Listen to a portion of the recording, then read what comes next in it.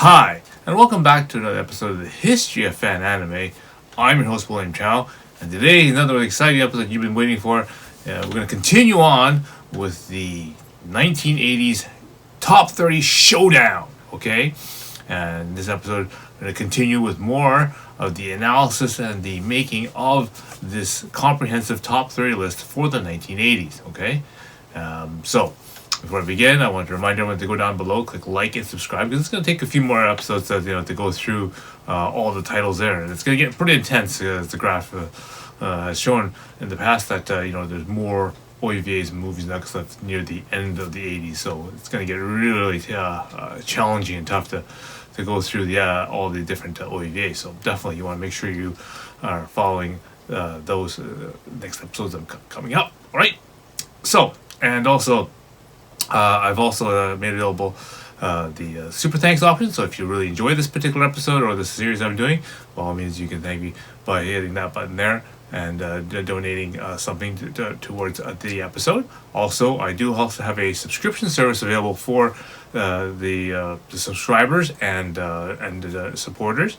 I have also made a special set of episodes that are designed for those subscribers. So they'll content that I can't put on YouTube here. All this specialty sort of videos and that kind of stuff. Those are all available to subscribers. Okay, so might be something that you want to check out as well. There, links are below. Okay, but in today's episode, we're going to go into more analysis and this building of this top 30 list. Okay. So again, obviously it's going to take several episodes to do. I started basically from the 1980s, and we're going to work forward. And basically, as I work forward, we're going to do comparisons of all the current episodes that are on the year, and going to go and basically see where they slot in, and if they have a place in the top 30 for the 1980s. Okay, so again. If you want to, I have the links below for the previous episodes, as well as all the episodes which I did to get all the information and all the analysis to build my entire table of all the animes that are significant from the 1980s. Again, links below. You can go and look at the entire grand database of episodes I have available for that. All right, so do check that out. Okay, so without further delay, let's get into some analysis and let's get into this top 30 showdown. Okay, so we'll bring up the databases as Willie did at the previous episode. On the left, we'll have the current anime top 30 showdown as it stands as of 1986. So again, we started at the beginning. We start populating the chart here, and as we go, we're going to basically figure out what still should remain and what new titles should be inserted and, obviously calibrated against these titles that I got here. So, okay. On the right, I have the anime database. This is made out using the episodes I've done for the My Anime database, where I went through every single year, every single season, picked out all the significant titles that were significant at that particular time in that particular year, and basically laid it out by TV series, by OVAs, and by movies. So we're going to go through those ones and see how they fit into this grid. This will be tough, as I said, because the previous episode we showed that there's TV show is not so bad. There's about the same number, a little bit less, right? But the OVAs are going to be really difficult because this year in 1987. There are 51 new OVAs. This is only a top 30, so this is going to have a serious shakedown on the OVAs as we go through this list. Movies, again, not so bad, so we should be fine there. So let's begin. Let's see what titles we have to deal with, and let's see how they fit in. Okay. So we start off with the easy one, and that's going to be the TV shows. There's not that many. It's not so bad. This year they have for 1987. The TV shows of particular note are going to be Metal Armor Dragon R, City Hunter 1, the Kimagara Orange Road series, Fist of the North Star 2, or the second series for Hokuto no Ken, Zillion, Transformers Headmasters, Machine Robo Battle Hackers, and Sangoshi, or the Three Musketeers, or Mousquetaire. That's more well known. Okay, so all right, it's not so bad. We can see how these ones will fit into the list here. Okay, so the first thing I'll do with the list is I'll go through the list and I'll see what already exists. Okay, so right away, I've already got listed Hakuna no Ken, Fist in Our Star. All right, so this is now obviously the sequel series to that. I think where they continue on with Ken being much further in the series. Okay, so I'm gonna combine that one with the first series. That makes lots of sense. The second one is Machine Robo Battle Hackers. Already on the list is Machine Robo, the first series, which is the Revenge of Kronos. Now, arguably, the Machine Battle Hackers is not as good as the first series. The series really built some very famous and popular characters like Rom and Liana, and arguably they probably lots of great fan service, including the concept of why you have to lose your clothes when you enter hyperspace. But all right, that's definitely things that the fans wanted. So I'm going to, for this I will put the original Chrono series and the Battle Hackers together, since I do believe they do have some resemblance to that, even though they essentially put a whole brand new cast in place to basically take on. And again, a good nice throwback to all those people who are really interested in the things like the GoBots and the Transformers and that kind of stuff, because that's what really it reflected on. So I will do first those two changes. Okay, so the next titles next ones I'm gonna break up in this way. I'm gonna take City Hunter, Kimigoro Orange Road, and Transformers Headmasters in one category. And these are the ones that they belong on this list, right? Just for a serious reason. I'm gonna put Dragonar and Zillion as they should be on the list, but there's a place for it, right? And if the situation is right, then there may be word to say that they won't be, but I'll put that one there. And then the last one, of course, is Sangoshi, which, looking at the list and seeing what titles that are like, shall I say, bottom most, I mean the bar is always getting raised here, right? And so I always look at what would be kind of like the bottom feeders right now, and that'd be things like Urashiman and God Mars, Ideon, Asteroid, things like that. Gigantor. Do you think that this, kind of can make that bar? And because the fact that this has no English correspondent, right? I mean, sure, it's like even in obviously in France, even here in Canada here, where we had an English release of Susan the Mousquetaire. I don't think that will make the list, so I'm going to strike out Sangoshi from the list. City Hunter was a vastly very popular series. Every time they put the series out, they got another. They released City Hunter 2, and then that was popular, so they end up releasing City Hunter 3 as a test season, and even that went out really well. So again, in '91, they're gonna release another City Hunter. So I mean, it was there's a series of City Hunters and OVAs and movies and that kind of stuff for that. So definitely that franchise does belong on this list. There's next one is called Kimigoro Orange Road.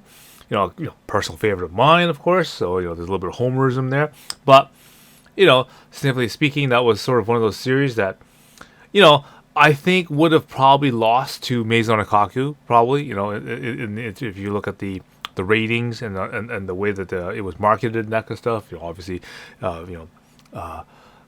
Maison Ikkaku is backed by Viz and Kodansha, so it was a much bigger name than Orange Road releasing through Toho and that kind of stuff. So it was there, but because of the way that because the fact that we fan subbed it as early as it is, we got a lot of people interested in anime in the North American market because of that title.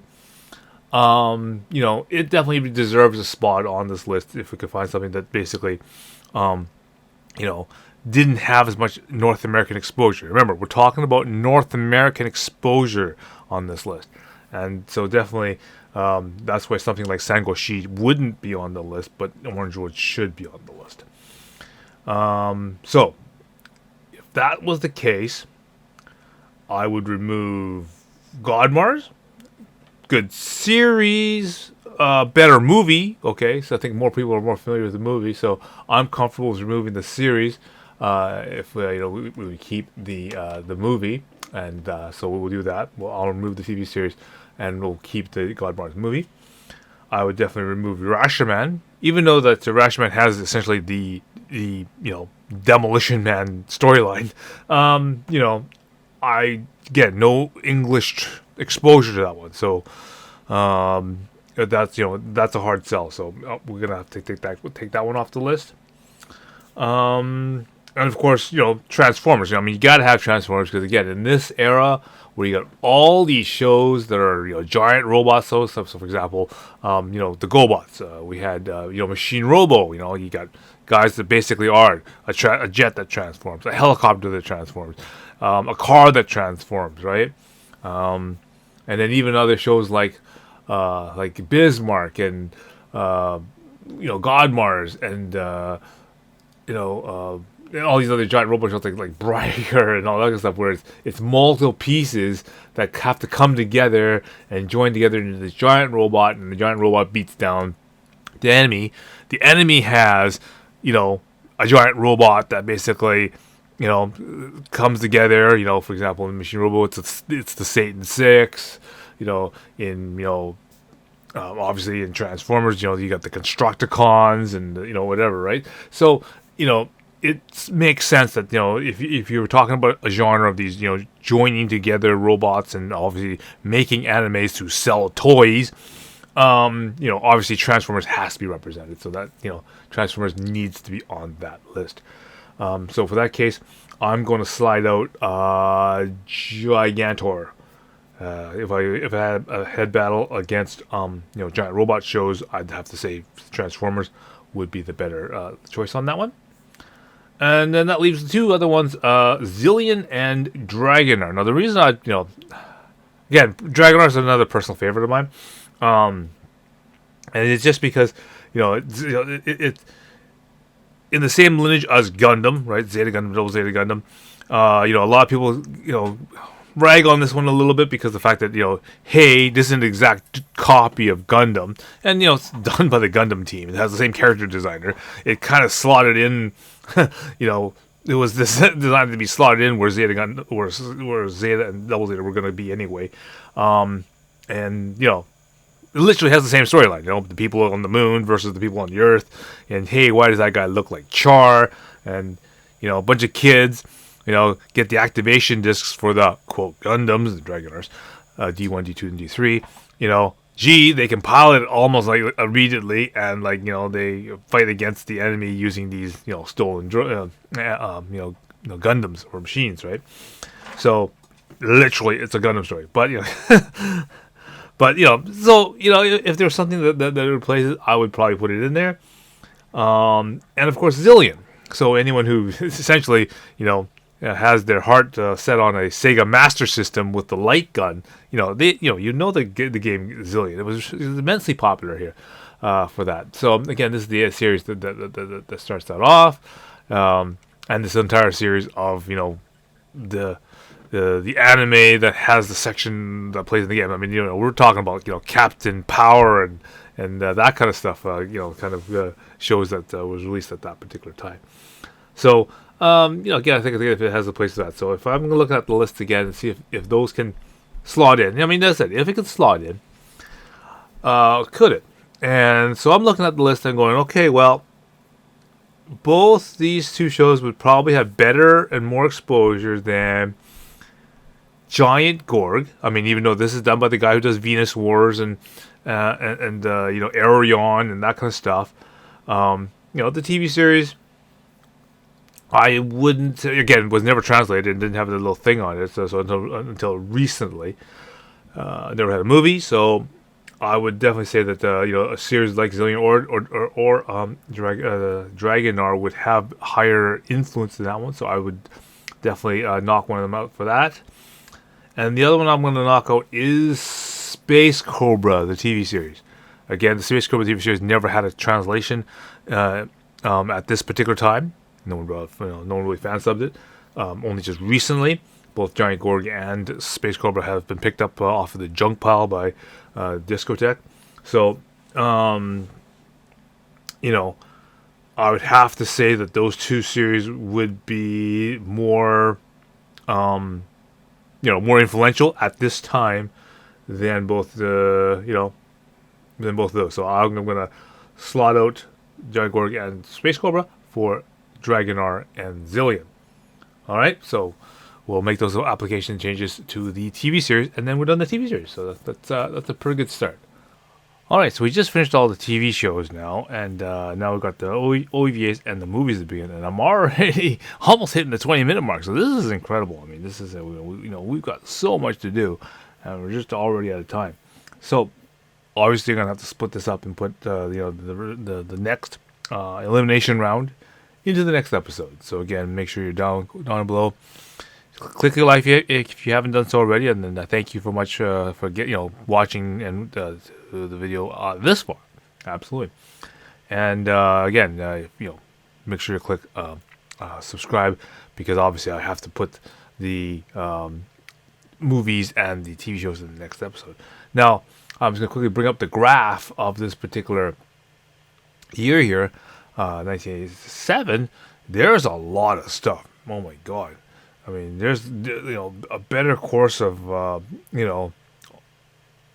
almost 15 movies to deal with here, and we've got like at least 51 OVAs I've got to sort out through, and to get to go through the OVAs list. So a lot is going to change in the next little bit, and it isn't going to get easier anytime soon, because you can see in 88 and 89, there's still lots going on. Right? The graph shows a lot of anime coming out in this last little bit of the 80s here. So it's just explosive growth in anime. As basically people now realizing, hey, this anime stuff is really, really popular, and is definitely inserted itself as a new genre. So definitely, I'm gonna have my work cut out for me. So again, well, make sure you stay tuned, and we will get to those in the next episode.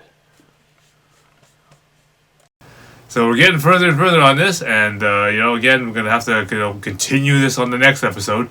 The competition is gonna get pretty intense, and it's gonna get tougher and tougher to decide what stays and what goes.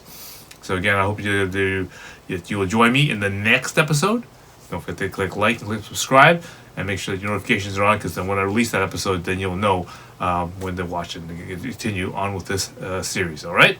So, until next time, I will see you again.